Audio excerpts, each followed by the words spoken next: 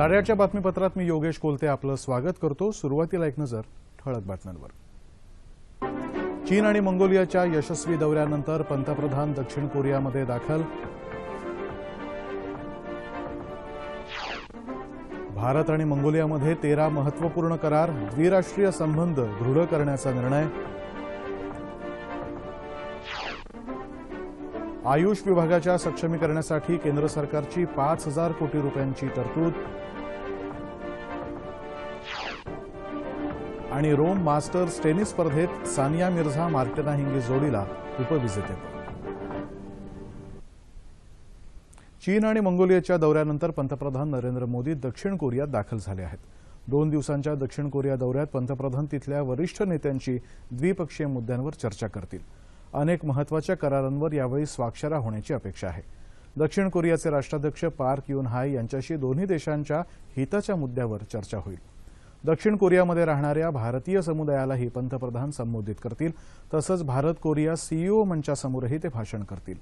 Hyundai heavy industries शिपयार्डलाही ते भेट देतील। या औद्योगिक देशाबरोबर राजनैतिक संबंध बळकट करण्याबरोबरच व्यापारी संबंधांना नव्या उंचीवर नेण्याचा पंतप्रधानांच्या या दौऱ्याचा प्रमुख उद्देश आहे। भारत आणि मंगोलियामधल्या द्विराष्ट्रीय संबंधांना अधिक उंचीवर नेऊन सामरिक भागीदारी करायचा निर्णय काल झाला। पंतप्रधान नरेंद्र मोदी आणि मंगोलियाचे पंतप्रधान चिमेत सैखान बिलेक यांच्यात झालेल्या प्रतिनिधिमंडळ स्तरावरच्या चर्चेनंतर जारी केलेल्या संयुक्त प्रसिद्धी पत्रकात ही घोषणा करण्यात आली। त्याआधी पंतप्रधानांनी काल मंगोलियाच्या संसदेत उपस्थितांशी संवाद साधला।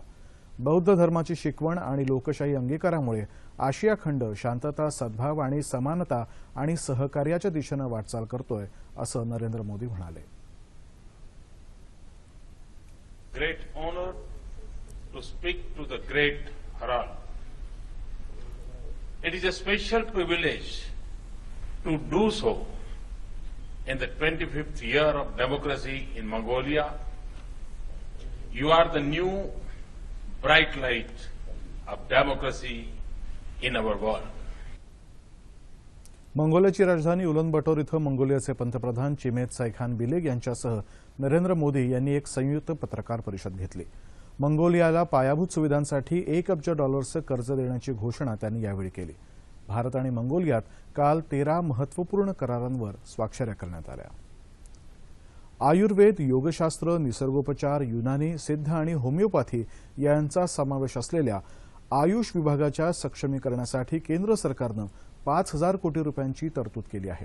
या क्षेत्राच्या क्षमतावृद्धीच्या उद्देशानं सरकारनं राष्ट्रीय आयुष मोहीम देखील सुरू केली आहे। आयुष व्यवहार राज्यमंत्री श्रीपाद नाईक यांनी काल मुंबईत एका कार्यक्रमात ही माहिती दिली। आयुर्वेद या उपचार पद्धतीबद्दल जनजागृती करण्यासाठी आयुर्वेद दिवस साजरा करण्याचाही सरकारचा विचार असल्याचं त्यांनी सांगितलं।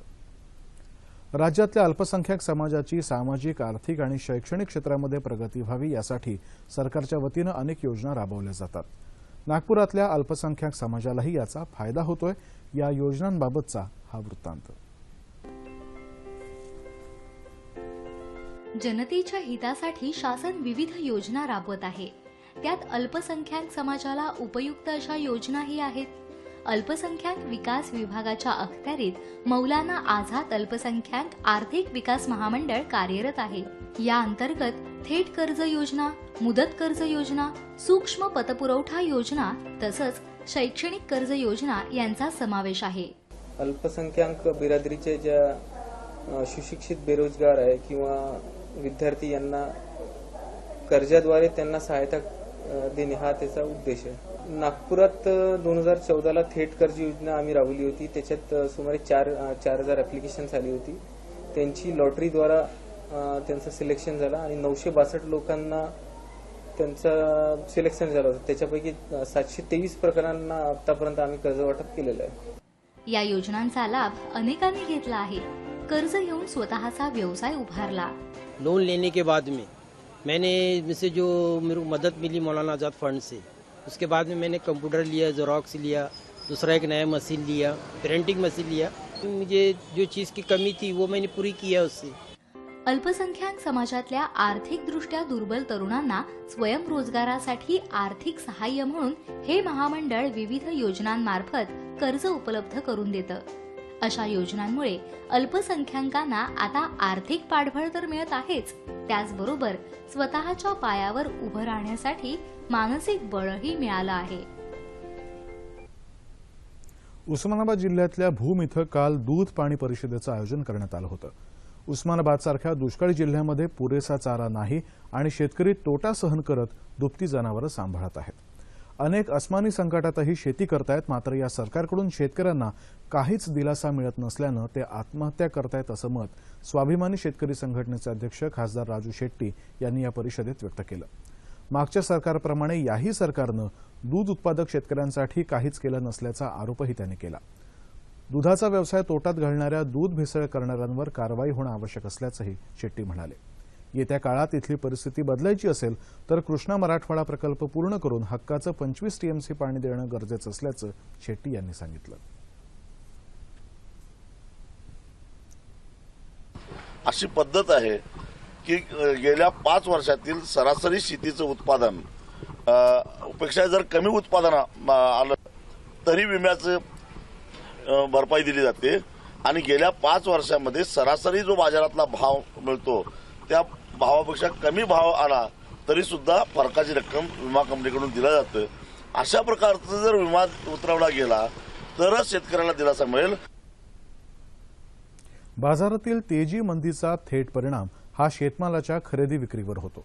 त्यामुळेच योग्य वेळी शेतमाल बाजारात आणल्यास त्याचा फायदा शेतकऱ्यांना होऊ शकतो. हेच लक्षात घेऊन शेतमालाच्या साठवणुकीमध्ये अनामत पद्धतीचा अवलंब करून शेतकऱ्यांना जास्तीत जास्त फायदा मिळवण्याची दिशा एका शेतकऱ्यानं दाखवली आहे.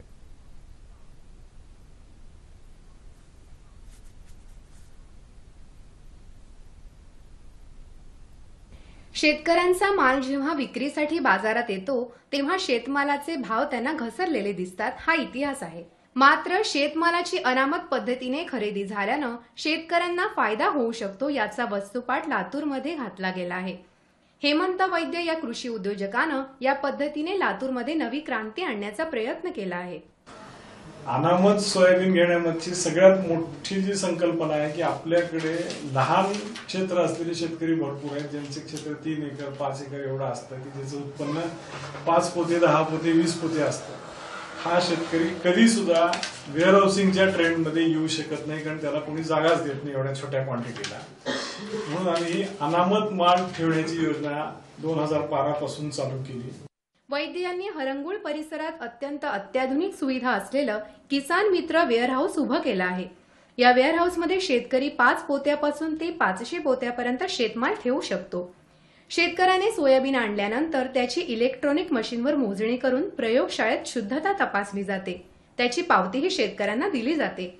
माझा किसान मित्र वेअरहाऊस इथं 150 क्विंटल माल इथं वेअरहाऊसला अनामत म्हणून जमा केलेला आहे आणि मी गेली 3-4 वर्षापासून मी इथं आहे माल जमा करतोय. तर दरवर्षी माझा जवळपास 700-800 क्विंटल मागं माझा फायदा होतोय. बाजारात जेवढा भावाचा चढउतार असेल त्याप्रमाणे शेतकरी आपला माल विकू शकतो. यंदाच्या मोसमात म्हणजे ऑक्टोबर-नोव्हेंबरमध्ये सोयाबीनचे भाव 3000 ते 3200 रुपये होते. त्यावेळी 575 शेतकऱ्यांनी अनामत पद्धतीने सोयाबीन किसान मित्राकडे ठेवले. ज्या शेतकऱ्यांनी संयम बाळगला त्या शेतकऱ्यांना एप्रिलच्या अखेर आणि मेच्या दुसऱ्या आठवड्यापर्यंत चक्क 4000 प्रति क्विंटल इतका भाव मिळाला आहे. वैद्य यांच्या या अनोख्या प्रयोगामुळे लातूर जिल्हा परिसरातील शेतकऱ्यांच्या आर्थिक परिस्थितीत सुधारणा झाली आहे. सोयाबीनच्या बाजारातील तेजी मंदीची माहिती दररोज SMS-च्या माध्यमातून शेतकऱ्यांना मिळत असल्यानं शेतकऱ्यांना घरी बसूनही आपला माल विकणं शक्य झालं आहे. शेतकऱ्यांनी आपसातले सर्व मतभेद विसरून एकत्रितपणे दुष्काळाचा सामना करावा असं आवाहन ज्येष्ठ पत्रकार संजय वरकड यांनी केलं आहे. परभणीत आयोजित 12व्या अण्णाभाऊ साठे राज्यस्तरीय साहित्य संमेलनाच्या अध्यक्षपदावरून ते काल बोलत होते.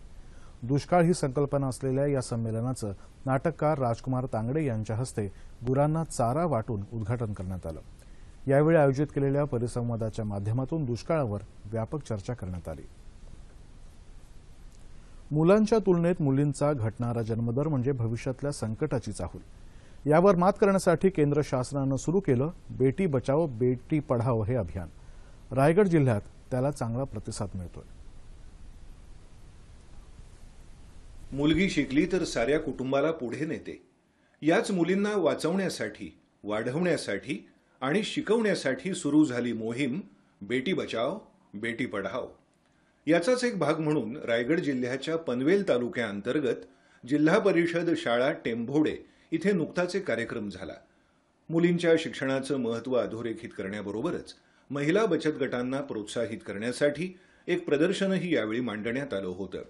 याचा उद्देश मुलींना वाचविणे व शिकविणे, तसेच शिक्षण पूर्ण झाल्यानंतर नोकरी न मिळाल्यामुळे नाराज न होता अशा प्रकारचा व्यवसाय आम्ही सुरू करून आपल्या कुटुंबाची प्रगती करू शकतो, ही प्रेरणा त्यांच्यात निर्माण व्हावी यासाठी आमचा छोटासा प्रयत्न. आम्ही टेंभोडे शाळेतील विद्यार्थ्यांनी विविध प्रकारच्या कागद काम, मातकामाच्या वस्तू गुरुजनांच्या मार्गदर्शनाने तयार केल्या आहेत.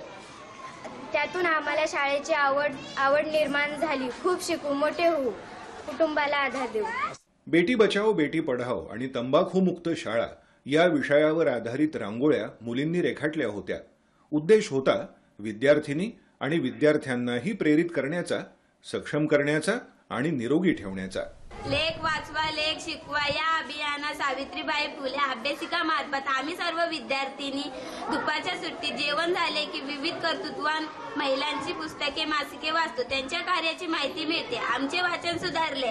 या स्वयं अध्ययनाची सवय लागते. आम्हा विद्यार्थिनींना शाळेत येण्याची आवड निर्माण होते. उद्याचा समर्थ भारत घडवण्यासाठी स्त्री शक्तीचा सन्मान आणि महिला सुरक्षा हे महत्त्वाचे मुद्दे. कळी उमलायची असेल तर तिला हवं संरक्षण आधाराचं आणि स्वातंत्र्य बहरण्याचं.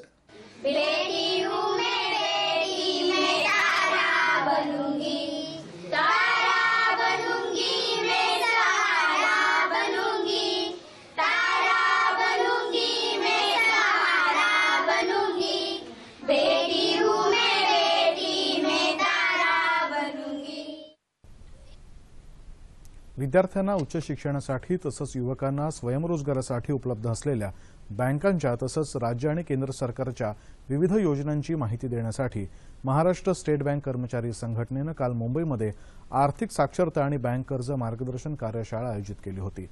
या कार्यशाळेत अखिल भारतीय बँक कर्मचारी संघटनेचे उपाध्यक्ष विश्वास उडगी यांनी मार्गदर्शन केलं. रिक्षा चालक आणि मालकांच्या विविध मागण्यांसाठी आतापर्यंत आंदोलनं झाली असली तरी संयुक्त कृती समितीचा मुख्य लढा यापुढे रिक्षा चालकांच्या निवृत्ती वेतनासाठी असेल असं समितीचे प्रदेश सचिव बाबा कांबळे यांनी म्हटलं आहे. संयुक्त कृती समितीच्या वतीनं सोलापुरात आयोजित राज्यस्तरीय मेळाव्याला मार्गदर्शन करताना ते काल बोलत होते. या मेळाव्याचं उद्घाटन प्रदेश संघटक शशांक राव यांच्या हस्ते झालं.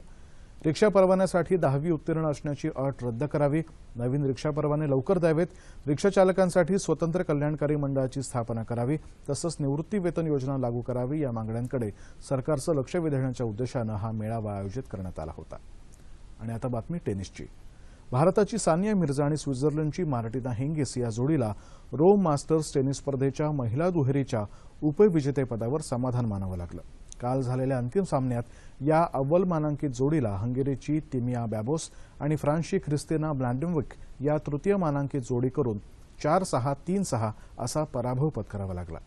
सानिया मार्टिना या जोडीनं यंदा इंडियन वेल्स, मियामी आणि चार्ल्स्टन या स्पर्धा जिंकल्यानंतर चौथ्यांदा अंतिम फेरीत धडक मारली होती. मात्र या स्पर्धेत त्यांची ही विजयी घोडदौड थांबली. हवामान. येत्या 24 तासात मध्य महाराष्ट्रात तुरळक ठिकाणी पाऊस पडण्याची शक्यता हवामान विभागानं वर्तवली आहे. या काळात राज्याच्या उर्वरित भागातलं हवामान प्रामुख्यानं कोरडं राहील. आणि आता ठळक बातम्या पुन्हा एकदा. चीन आणि मंगोलियाच्या यशस्वी दौऱ्यानंतर पंतप्रधान दक्षिण कोरियामध्ये दाखल.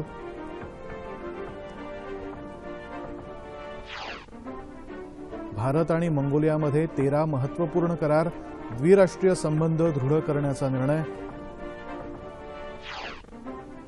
आयुष विभागाच्या सक्षमीकरणासाठी केंद्र सरकारची 5,000 कोटी रुपयांची तरतूद.